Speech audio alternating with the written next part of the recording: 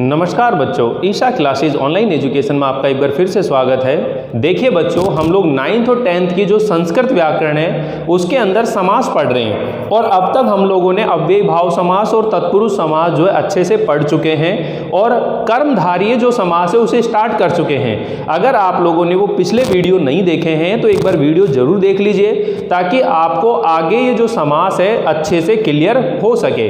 ठीक है, आज की ये क्लास शुरू करने से पहले निवेदन इतना सा है, अगर आप लोगों ने चैनल सब्सक्राइब नहीं किया है तो एक बार चैनल को सब्सक्राइब जरूर कर दीजिए ताकि आपको समय पर नोटिफिकेशन मिलते रहें और कोई भी जो क्लास है, लेक्चर है, वो आपसे मिस ना हो। तो देखिए बच्चों, कर्मधारय समास के बारे में हम बात कर रहे थे। बहुत ही आसान तरीके से हम लोग कर्मधारय समास सीखेंगे। यहां इस समास को पढ़ने के बाद मुझे नहीं लगता है कि आपको जीवन में कभी दूसरी जगह समास पढ़ने की आवश्यकता पड़ेगी। देखिए, कर्मधारय समास की हम बात कर रहे थे कि जो कर्मधारय समास है वो समानाधिकरण तत्पुरुष कर्मधारय के नाम से भी जाना जाता है। यानी कि जो कर्मधारय समास है उसी का जो दूसरा नाम है वो समानाधिकरण तत्पुरुष कर्मधारय के नाम से भी जाना जाता है। इससे पहले वाला जो वीडियो था उसके अंदर मैंने आप लोगों को जो कर्मधारय समास है उसमें यह समझाया था कि विशेषण पूर्व पद कर्मधारय, यानी कि जिस समास में पहला पद क्या होगा, विशेषण होगा, और जो दूसरा पद होगा वो विशेष्य होगा। ठीक है, और जब हम लोग इनका विग्रह करेंगे तो उन दोनों पदों में क्या लगेगी, प्रथमा विभक्ति। तो देखिए, थोड़ा सा हम रिवीजन करके और फिर आगे की चीजों को जोड़ते हुए चलते हैं। देखिए, यहां हम लोगों ने ये पढ़ा था बच्चों, विशेषण पूर्व पद कर्मधारय, यानी कि विशेषण पूर्व पद कर्मधारय। इसका मतलब क्या है बच्चों कि इसमें प्रथम पद क्या था, विशेषण। प्रथम पद क्या था, विशेषण, और दूसरा पद क्या है, विशेष्य। दूसरा पद क्या है, विशेष्य। यानी कि प्रथम पद विशेषण और दूसरा पद विशेष्य था। और जब विग्रह करते हैं तो दोनों पदों के बीच में क्या लगा रहे थे, चय असौ, या फिर क्या लगा रहे थे, तद असौ। इन दोनों का अंतर भी मैंने बताया था। अगर आपका ये जो विशेष्य है, अगर ये विशेष्य पुल्लिंग में है या फिर स्त्रीलिंग में है तब तो लगेगा चय असौ, और अगर आपका ये विशेष्य जो है वो नपुंसक लिंग में है तो फिर क्या लगेगा, तद असौ लगेगा। क्या लगेगा, तद असौ लगेगा। तो मैंने आपको विशेषण और विशेष्य का भी मतलब बताया था कि जो विशेषता बताने वाले जो शब्द होते हैं उन्हें हम कहते हैं विशेषण शब्द, यानी कि ऐसे शब्द जो संज्ञा और सर्वनाम की विशेषता बताते हैं उन्हें हम क्या कहते हैं, विशेषण शब्द कहते हैं। और जिसकी विशेषता बताते हैं वो क्या कहलाते हैं, विशेष्य कहलाते हैं। वो क्या कहलाते हैं, विशेष्य कहलाते हैं। जैसे मैंने आपको बताया कि भाई ये शब्द है वीर बालकः। क्या है, वीर बालकः। अब यहां पर जो वीर शब्द है ये क्या है, ये विशेषण है, और जो बालक है ये संज्ञा शब्द है। भाई वीर बालक, अब इसका विग्रह करेंगे तो दोनों पदों में प्रथमा विभक्ति लगेगी। नंबर एक बात ध्यान रखें बच्चों, दोनों पदों में कौन सी विभक्ति लगनी है, प्रथमा विभक्ति लगनी है। लेकिन जो विशेषणवाची शब्द होते हैं उनमें जो विभक्ति लगती है वो विशेष्य के अनुसार लगेगी। अगर विशेष्य पुल्लिंग है तो ये पुल्लिंग के अनुसार रूप चलेंगे, अगर ये नपुंसक लिंग में तो नपुंसक लिंग में रूप चलेंगे, अगर ये स्त्रीलिंग में है तो ये स्त्रीलिंग में चलेंगे। जैसे वीर बालक, तो बालक जो है ये क्या है, विशेष्य है। ये क्या चीज है, विशेष्य, और ये क्या है, विशेषण है। क्या है, ये विशेषण है। तो मैंने यहां पर ये जो लाइन लिखी है इसका मतलब यही हुआ बच्चों कि जो विशेष्य होगा, विशेष्य का जो लिंग और वचन होगा, ठीक है, उसको आपको देखना है। तो यहां पर ये लिंग कौन सा, पुल्लिंग। अगर स्त्रीलिंग आता है तो चय असौ लगाएंगे, तो इन दोनों के बीच में चय असौ लगाएंगे क्योंकि हमारा जो विशेष्य है वो बालक पुल्लिंग में है। तो इस वजह से जब इसका विग्रह करेंगे तो क्या करेंगे, वीरः चय असौ बालकः। वीरः चय असौ बालकः। तो यहां पर देखो, वीर है जो बालक, हिंदी में कैसे होता है, वीर है जो बालक। अगर मैं इसी चीज को देखें यूं लिख देता हूं, वीर बालिका। क्या लिख देता हूं, वीर बालिका। अब देखिए, बालिका ये स्त्रीलिंग में है, आकारांत है, लता के अनुसार रूप चलेंगे। तो इसको जब विग्रह करेंगे तो कैसे करेंगे, वीरा चय असौ बालिका। ठीक है ना। तो ये इसके अकॉर्डिंग रूप बन गया। ठीक है, अगर हम इसी चीज को मान लीजिए नपुंसक लिंग में किसी चीज के बारे में बात करेंगे तो फिर ये नपुंसक लिंग में हो जाएगा। ठीक है ना। तो मैंने इससे पहले वाले वीडियो में बहुत सारी चीजें समझाई थी आप लोगों को। तो यहां तो प्रथम पद विशेषण और दूसरा पद क्या होगा, विशेष्य।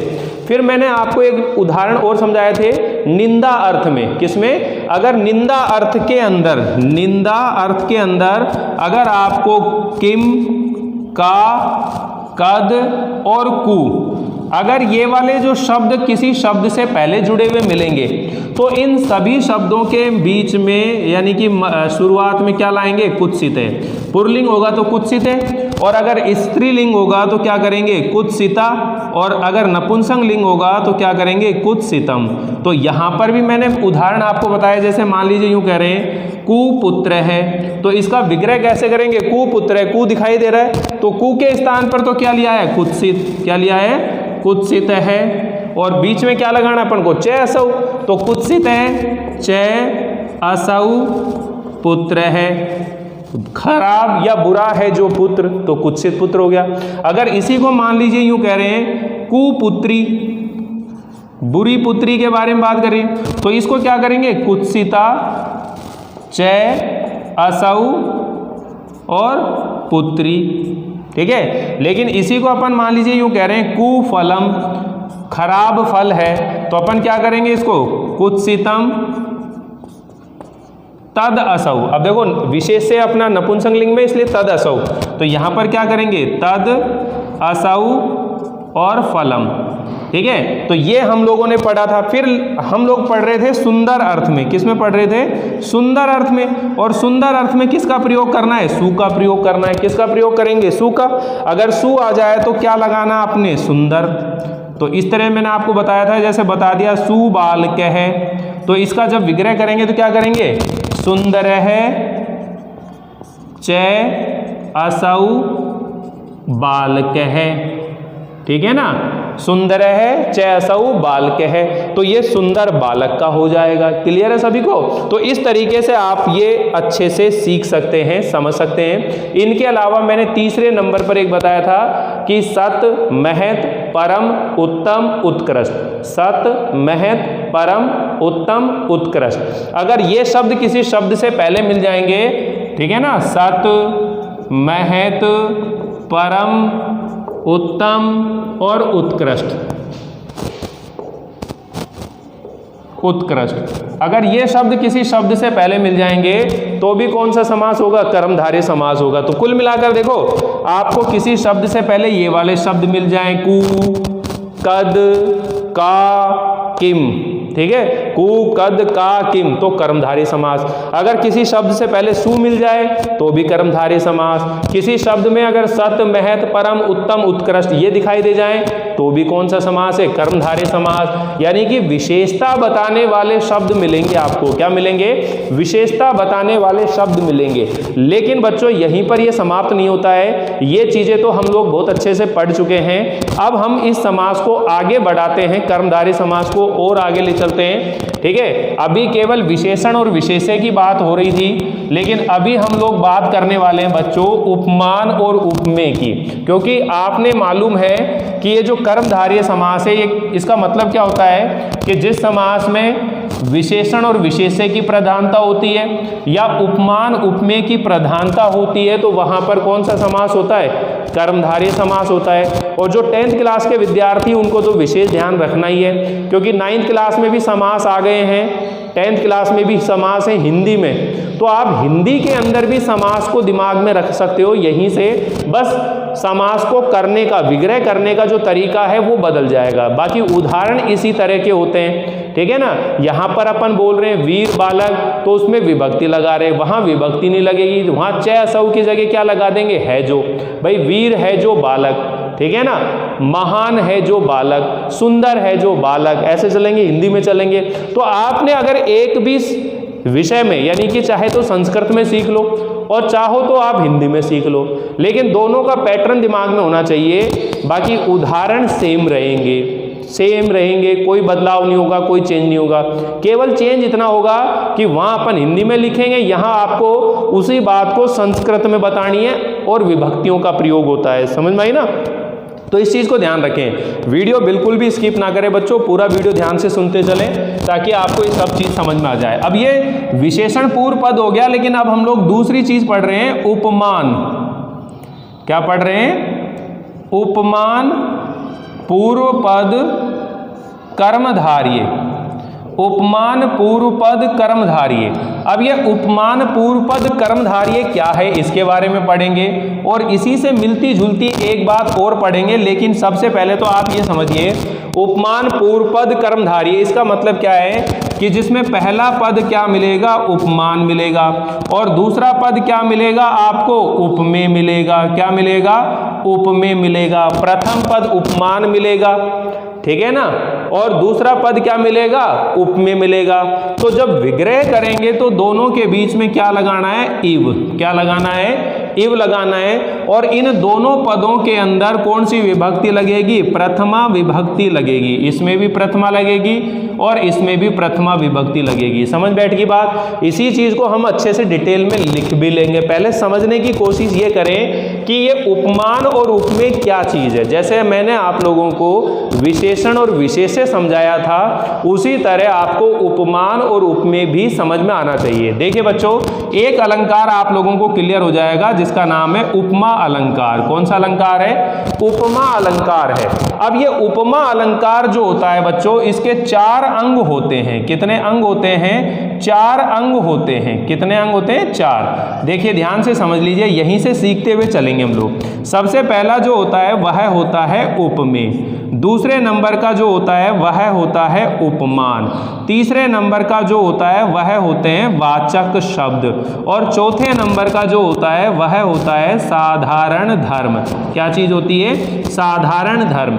अगर आप लोग ये कर्मधारय समास बिल्कुल अच्छे से सीखना चाहते हो तो मैं आप लोगों को बहुत ही बारीकी से ये चीजें सिखा रहा हूं बच्चों। इसके बाद आप लोगों को जीवन में कभी भी समास को पढ़ने की आवश्यकता नहीं पड़ेगी, क्योंकि मैं इतने अच्छे ढंग से आप लोगों को बताने वाला हूं ये चीजें। तो देखिए, उपमेय, उपमान, वाचक शब्द और साधारण धर्म, ये 4 अंग होते हैं। भाई हमें तो ये 2 चीज समझनी है, उपमान और उपमेय क्या है, ठीक है। बाकी एक बार ये अलंकार पूरा समझ जाओगे तो इससे आपको ये चीजें क्लियर हो जाएंगी। देखिए, उपमेय का मतलब होता है जिसकी तुलना करते हैं। क्या करते हैं? जिसकी तुलना करते हैं, ठीक है। जिसकी तुलना करते हैं वो क्या होता है? उपमेय होता है। और जिसके साथ, ठीक है, जिससे तुलना करते हैं, जिससे तुलना करते हैं वो क्या होता है? वो उपमान होता है। अब इन दोनों को समझिए पहले तो कि भाई उपमेय किसकी तुलना करते हैं। भाई जैसे सबसे पहली बात तो आप ये समझिए कि अलंकारों का प्रयोग कहाँ होता है, ये भी ध्यान रख लीजिए बच्चों। 9th क्लास के जो विद्यार्थी हैं उनके इस साल सिलेबस के अंदर जो अलंकार का टॉपिक है वो लग चुका है। आप लोगों को अलंकार पढ़ने पड़ेंगे, इसीलिए मैं आप लोगों को एक अलंकार अभी समझा रहा हूं, बाकी अलंकार का पूरा चीज हम समझेंगे अच्छे से। पहले इस अलंकार को ढंग से समझे आप लोग, ठीक है। उपमेय और उपमान अलंकारों का प्रयोग कहाँ होता है? काव्य में होता है। काव्य मतलब जो पद होता है, जैसे आपका काव्य खंड चल रहा है हिंदी के अंदर, हिंदी के अंदर काव्य खंड चल रहा है, ठीक है। 9th के अंदर ध्यान रखिए आप लोग, काव्य खंड चल रहा है, और 10th का जो है बिल्कुल क्रम से चल रहे हैं, उसमें गद और पद दोनों आने वाले हैं। अभी पद पार्ट ही चल रहा है, फिर गद आएगा, ठीक है। तो यहां देखिए अपन क्या बात कर रहे थे कि जब काव्य के अंदर कोई कविता लिखी जाती है तो उसके अंदर जो पद होते हैं उनको काव्य की पंक्तियां बोलते हैं। उनको क्या बोलते हैं? काव्य की पंक्तियां बोलते हैं। तो जिस काव्य पंक्ति के अंदर किसी साधारण वस्तु की, किसी साधारण वस्तु की, साधारण वस्तु की असाधारण वस्तु के साथ, असाधारण वस्तु के साथ उसके गुण, धर्म एवं स्वरूप के आधार पर तुलना की जाती है। क्या की जाती है? तुलना की जाती है। अब इसी चीज को आप लोग ऐसे समझिए कि ये साधारण वस्तु तो कौन हो गई? उपमेय। कि जब उपमेय की उपमान के साथ, उपमेय की उपमान के साथ उसके गुण धर्म स्वरूप के आधार पर क्या करी जाती है, तुलना की जाती है, तो वहां पर कौन सा अलंकार होता है, उपमा अलंकार होता है। कौन सा अलंकार होता है, उपमा अलंकार होता है। अब देखिए बात ये कर रहा है कि उपमेय, अब तक नहीं पता लगा कि कहने का मतलब क्या है भाई, साधारण वस्तु क्या है। यानी कि जब कोई कविता लिखी जाती है, कोई कहानी लिखा जाता है या कोई नाटक लिखा जाता है, तो उसके अंदर नायक और नायिका, हीरो हीरोइन फिल्मों के अंदर होते नहीं होते, ऐसे ही जब काव्य लिखा जाता है तो उसका भी कोई नायक होता है, कोई नायिका होती है। तो जो काव्य रचयिता होता है अपने उस नायक को आम लोगों से, साधारण लोगों से विशेष बताना चाहता है। वो ये कहना चाहता है कि इसके अंदर ये जो हीरो है, इसका जो शरीर है पत्थर जैसा कठोर है, मजबूत है, ठीक है, इसके हृदय जो है ये पत्थर जैसा कठोर है, या अपन ये कह सकते हैं इसके जो आंखें हैं वो कमल के समान सुंदर हैं, इसका जो मुख है वो चंद्रमा जैसा उज्जवल है, इसके जो हाथ हैं वो कमल के समान हैं। समझ बैठी नहीं बैठी? ऐसे नायिका के बारे में सुंदर अपन वर्णन करते हैं कि जो नायिका है, ठीक है ना, उसकी आंखें जो हैं, नेत्र जो हैं अक्षी, भाई पर्यायवाची चलेंगे, भाई आंख की, नाक की, मुख की, हाथों की, पैरों की, समझ में है ना, तुलना कर रहे हैं अपन कि भाई इसके जो पैर हैं वो कमल जैसे हैं। समझ में आई नहीं आई? तो कुल मिलाकर एक चीज सीखना बच्चों कि उपमेय का मतलब है जिसकी तुलना करते हैं। जिसकी तुलना करते हैं, किसकी तुलना करते हैं? मनुष्य की तुलना करते हैं। किसकी तुलना करते हैं? मनुष्य की तुलना करते हैं। यानी कि मनुष्य के जो शरीर के अंग होते हैं, शरीर के जो अंग होते हैं, अब अंग के मतलब हाथ, मुख, ठीक है ना, ये आंखें होगी, कान हो गए, पैर हो गए, उसका हृदय हो गया, उसका शरीर हो गया पूरा। तो जिसकी तुलना करते हैं मनुष्य के शरीर के अंग चलेंगे, ठीक है, मनुष्य के शरीर के अंग। साथ ही आप ये कह सकते हो उसकी जो बोली है या उसका जो हृदय है, ठीक है ना, उसके जो वचन हैं, यानी कि जो सांसारिक जीवन है, जो सांसारिक जीवन है, ये तो सब चीजें क्या कहलाएंगी? ये कहलाएंगे उपमेय। और देखिए असाधारण वस्तु जिसके साथ तुलना करते हैं, किसके साथ तुलना करते हैं? प्रकृति के साथ। अब प्रकृति के अंदर पेड़ पौधे, ठीक है, पशु पक्षी, ठीक है, पुष्प यानी कि फूल, तालाब, नदी, झरने, सूर्य, चंद्रमा, ठीक है ना, यानी कि ग्रह नक्षत्र जो हो गए।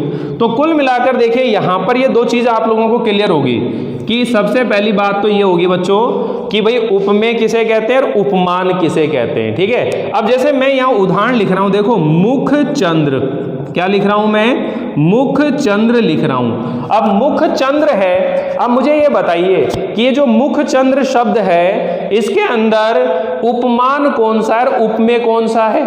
उपमान कौन सा है और उपमेय कौन सा है? तो देखिए उपमेय का मतलब होता है जिसकी तुलना करते हैं, यानी कि मनुष्य के जो शरीर के अंग है वो क्या कहलाते हैं? उपमेय कहलाते हैं। और जो प्रकृति है वो क्या कहलाता है? उपमान कहलाता है। तो देखिए उपमेय का मतलब जिसकी तुलना कर रहे हैं, ठीक है। मुख चंद्र है, क्या है? मुख चंद्र है। तो ये मुख जो है मनुष्य की बात हो रही है, तो ये क्या चीज है? उपमेय है। ये क्या चीज है? उपमेय। और ये चंद्र क्या है? उपमान है। ये क्या चीज है? उपमान है। समझ में आया नहीं आया? लेकिन अब देखिए ये हमारा नियम क्या कह रहा है कि इसमें पहला पद उपमान आना चाहिए, लेकिन पहला पद तो क्या आ रहा है? ये उपमेय आ रहा है। तो कुल मिलाकर ये इसके अकॉर्डिंग इसका विग्रह नहीं होगा। समझ में आई ना?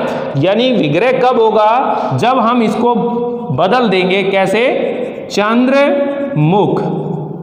अब देखिए अब चंद्रमुख है, ठीक है। अब ये चंद्रमुख जो है शब्द लिख दिया मैंने। अब चंद्रमुख जो शब्द है इसके अंदर चंद्र जो है पहला जो पद है वो क्या चीज है? उपमान है, ठीक है। और मुख क्या है? उपमेय है। क्या चीज है? उपमेय है, ठीक है। चंद्र और मुख, तो चंद्रमुख है, इस तरह से हम बात करेंगे। इसी तरह और भी उदाहरण हम लोग पढ़ते हुए चलेंगे, लेकिन इसका विग्रह देखिए क्या कह रहा है ये, दोनों पदों में प्रथमा विभक्ति लगेगी, लेकिन दोनों पदों में अपने अपने अकॉर्डिंग। अगर मान लीजिए मुख नपुंसक लिंग में है तो नपुंसक लिंग की प्रथमा लगेगी, अगर ये पुल्लिंग में रूप चलते हैं चंद्रस के तो ये पुल्लिंग में चलेंगे। तो जब इसका विग्रह करेंगे तो क्या करेंगे, चंद्रः एव मुखम, चंद्रमा के समान मुख। हिंदी के अंदर ऐसा होगा चंद्रमा के समान मुख, यानी कि चंद्रमा के समान मुख की बात हो रही है। इसी तरह देखिए दूसरा उदाहरण समझो, जैसे मैं कह रहा हूं घन श्याम है, क्या बोल रहे हैं, घन श्याम है। अब घन श्याम है मतलब घन का मतलब क्या होता है, बादल, और श्याम मतलब श्याम वर्ण का, तो घन एव श्याम है, घन के समान श्याम वर्ण का, सांवले वर्ण का हो गया। ठीक है, तो इस तरह से हम लोग यहां पर बात करेंगे। ठीक है, तो इसी तरह देखिए और उदाहरण इसके अंदर हो सकते हैं बहुत सारे। कमल नयन, क्या देख रहे हैं, देखिए कमल नयन। अब ये कमल नयन है तो इसके अंदर पहला पद क्या हो गया, कमल यानी कि उपमान हो गया, और दूसरा पद नयन मतलब नेत्र, क्या हो गया, ये उपमेय हो गया। तो जब इसका विग्रह करेंगे तो कैसे करेंगे, कमल कमलम, ठीक है, कमलः इव नयने।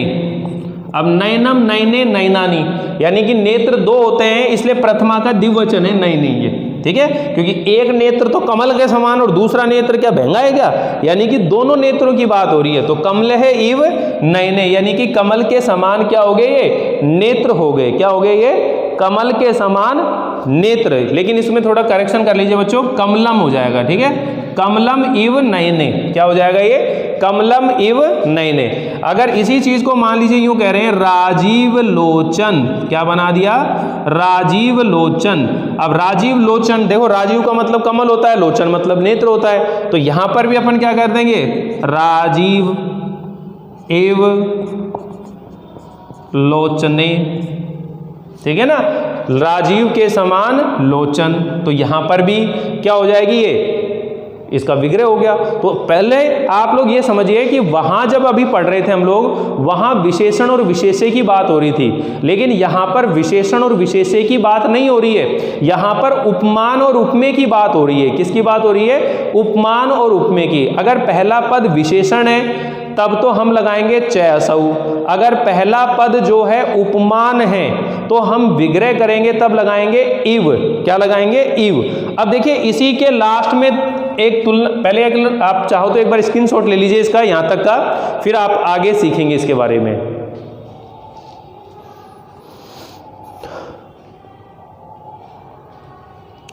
तो देखिए यहां से आगे मैं एक बार आपको और समझा देता हूं, फिर आपको अच्छे से चीजें समझ में आ जाएंगी। तो अब देखिए यहां क्या कर रहे थे अभी हम लोग, इधर देखिए ये तीसरे नंबर की बात आ रही है, उपमानोत्तर, उपमानोत्तर पद कर्मधारय। अब ये उपमानोत्तर पद कर्मधारय, इसका मतलब ये हुआ बच्चों कि अब ये जो उपमान है ये उत्तर में चला गया, यानी कि पहला पद क्या होएगा इसमें, उपमेय, और जो दूसरा पद होगा वो क्या होगा, उपमान होगा। अब आपको विग्रह करने का तरीका क्या रहेगा बच्चों, जब आप लोग विग्रह करेंगे तो विग्रह के अंदर क्या रहेगा कि पहले तो अपन लिखेंगे उपमेय, फिर दोबारा क्या लिखेंगे, उपमान लिखेंगे, और अंत में लगाना है इव। अब की बार इव कहां लगाना है, अंत में लगाना है। ये थोड़ा सा अंतर है। जैसे मान लीजिए अपन उदाहरण लिख लें कि जैसे मुख चंद्र, क्या लिख रहे हैं अपन, मुख चंद्र है, तो अब देखिए पहला पद उपमान है या उपमेय, अब पहला पद उपमेय है, पहला पद क्या है, उपमेय है। अगर पहला पद उपमान आ जाए, पहला पद उपमान आ जाए तो इव कहां लग रहा है, बीच में, लेकिन अगर पहला पद जो है उपमेय आ जाए तो इव कहां लगेगा, अंत में, कहां लगेगा, अंत में लगेगा। ठीक है, तो यहां देखिए किस तरह अपन बात कर रहे हैं कि मुख है यानी कि मुखम, चंद्र है इव, यानी कि मुख चंद्रमा के समान है। मुख किसके समान है, चंद्रमा के समान है। जैसे मान लीजिए यहां मैं लिख देता हूं नर सिंह है, तो अपन क्या लिखेंगे इसमें, नर है, सिंह है, इव, यानी कि जो नर है वो शेर के समान है, नरः सिंह इव। अगर इसी चीज को हम लोग लिख दें पुरुष व्याघ्र है, ठीक है, पुरुष व्याघ्र है, तो यहां पर क्या करेंगे, पुरुष है व्याघ्र है इव, पुरुष व्याघ्र के समान है। पुरुष किसके समान है, व्याघ्र यानी कि बाघ के समान है, पुरुष व्याघ्र इव, इस तरह से बात करेंगे, ठीक है। अब यहां पर देखो ये कह दिया अपन ने नयन कमल, क्या कर दिया, नयन कमल, तो इसको जब अपन बात करेंगे नयन कमल, ठीक है, तो यहां जब बात करेंगे तो कैसे करेंगे, नयने कमलम इव, नयन कमल के समान है। दोनों में अंतर इस चीज का है बच्चों कि अगर पहला पद क्या आ जाए, उपमान आ जाए, तो इव कहां लगेगा, बीच में लगेगा, और पहला पद अगर उप में आ जाए तो इव कहां लगेगा, अंत में लगेगा। तो इन दोनों को आप लोग ऐसे लिख सकते हैं कि जो उपमान पूर्व पद कर्मधारय समास है, इसमें प्रथम पद उपमान होगा, प्रथम पद क्या होगा, प्रथम पद उपमान, तथा द्वितीय पद क्या होगा, उपमेय होगा। और विग्रह जब करेंगे तो विग्रह करेंगे तो दोनों पदों में क्या लगेगी, प्रथमा विभक्ति लगेगी, और मध्य में क्या लगेगा, इव लगेगा। लेकिन यहां पर क्या लिखेंगे, प्रथम पद उपमेय मिलेगा, दूसरा पद उपमान मिलेगा, और विग्रह जब करेंगे तो पहले उपमेय, फिर उपमान और फिर इव, पहले उपमेय, उपमान और फिर इव। इस तरह से ये कर्मधारय जो समास है पूरा कंप्लीट हो जाता है बच्चों। यहां हम लोग इस कर्मधारय समास को बहुत डिटेल में अच्छे से सीख चुके हैं। अगर फिर भी आप लोगों को कोई चीज समझ में नहीं आ रही हो या किसी चीज को लेकर संदेह हो आपके मन में, तो आप लोग कमेंट करके या पर्सनली मुझे मैसेज करके और मुझसे पूछ सकते हो, सर मुझे एक बार आप फोन पे और समझा दीजिए, थोड़ा मुझे कम समझ में आया है, तो मैं आपको और अच्छे से समझा दूंगा, क्लियर कर दूंगा, कोई दिक्कत नहीं आएगी, ठीक है। लेकिन वीडियो एक बार पूरा ध्यान से जरूर देखिएगा, सुनिएगा, ताकि आप लोगों को ये चीजें क्लियर हो जाएं। आप लोगों को ये क्लास कैसी लगी है मुझे जरूर बताइएगा, लाइक कीजिएगा, और अगर चैनल को सब्सक्राइब नहीं किया है तो सब्सक्राइब जरूर कर लीजिए, ताकि आपको समय पर नोटिफिकेशन मिलते रहें। मिलते हैं अगली बार एक नई क्लास को लेकर के, नए समास को लेकर, तब तक के लिए थैंक यू, धन्यवाद।